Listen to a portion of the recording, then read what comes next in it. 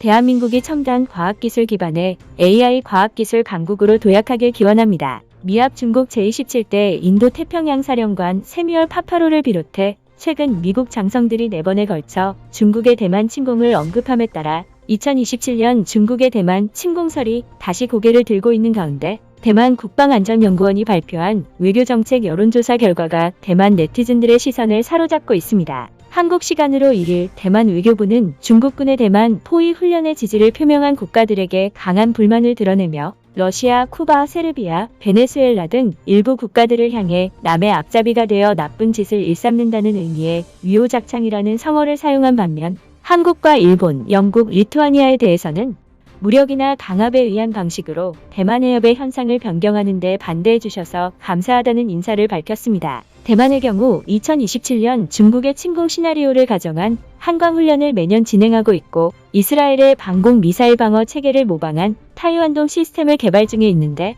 무엇보다도 대만 정부가 2024년부터 남성 의무 복무 기간을 기존 4개월에서 1년으로 연장해 딸기군의 오명을 싣기 위해 노력하고 있는 터라 동시에 대만 현지에서는 대만의 철저한 대비로 전쟁이 발생하지 않을 것이라는 낙관론과 미국의 대표적인 동맹국인 한국과 일본이 중국군의 대만 점령 시도를 막아줄 것이라는 언급이 늘어나고 있는 것으로 나타났습니다. 대표적으로 포모사 일렉트로닉 뉴스와 글로벌 뷰스가 10월부터 진행한 2025 양안 갈등 여론조사 응답자의 63.9%가 전쟁에 참전하지 않을 것이며 대만을 위해 목숨을 바칠 의향이 없다고 밝혔는데 이보다 앞서 대만 국방부 소속의 국방안전연구원이 발표한 대만 국방 및 외교정책 여론조사 특히 30대 이하의 젊은 층은 31%만 맞서겠다고 응답해 눈길을 끌었습니다. 나아가 대만의 전 국회의원 거청량은 최근에 진행된 여론조사 수치는 비정상적이며 라이칭더 총통의 지지율을 고려해봤을 때 실제 참전자는 국민의 25% 수준일 것이라는 평가를 남겼는데 현재 대만의 각종 포털 사이트에는 대만 현지에서 진행 중인 양안 문제 여론조사의 네티즌들은 대만의 행정구역 내에서 진행된 이번 여론조사에 대해서 어떤 반응을 보이고 있을지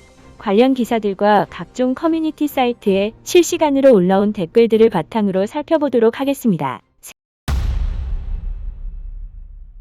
새해 첫날부터 북서쪽에서는 시추가 목청을 높이고 있는데 라이칭더 총통은 탄핵 위기네요. 파면 가능성은 낮지만 이미 민심을 잃었습니다. 안타깝지만 양안 문제의 정치 과잉화로 인해 모든 정책 논쟁이 중국에게 유리한가 혹은 불리한가로 귀결됩니다. 민생 안정은 언제나 후순위입니다.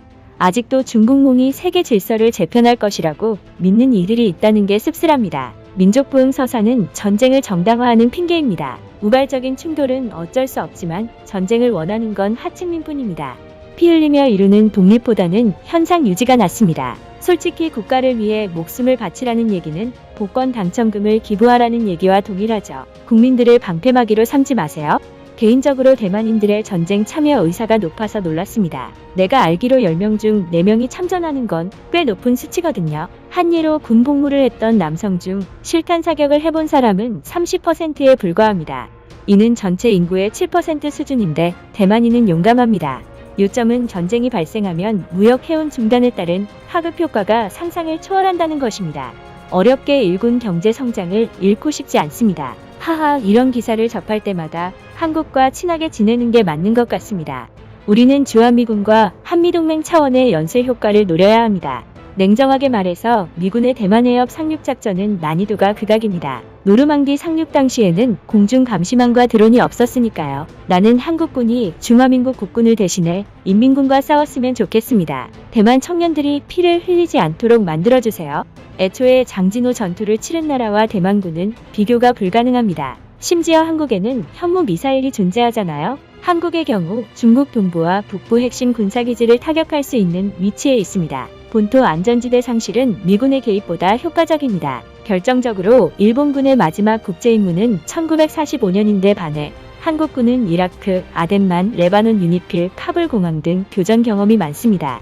만약 한국이 계속 방관자처럼 행동한다면 삼성전자를 타격합시다. 타이지den과 폭스콘만 무너지는 건 너무 억울하거든요. 현대전 기준으로 중국의 강함은 인정하지만 천혜의 요새를 버리고 도망치겠다는 20, 30대 대만인들을 보면 정말 한심합니다. 실제로 공산당과 지역 언론의 결탁으로 공항에 의한 항복을 유도하는 건 예전부터 흔한 일이었습니다. 시작 전부터 겁먹지 마세요.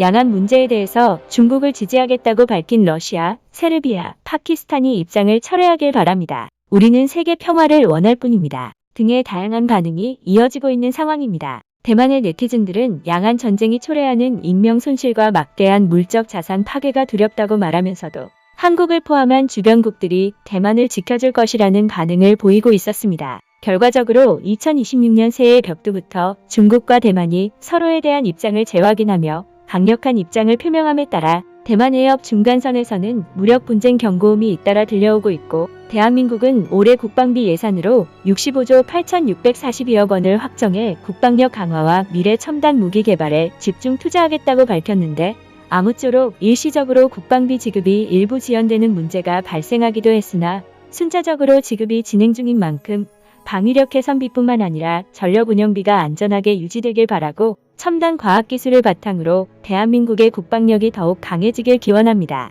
양안 갈등과 관련된 해외 반응은 추가적인 이슈가 있을 시 구독자 여러분께 전달드리도록 하겠습니다. 대한민국 파이팅! 유튜브에 없는 당신의 궁금증 오버씨가 해결해드리겠습니다. 구독과 좋아요는 언제나 감사합니다.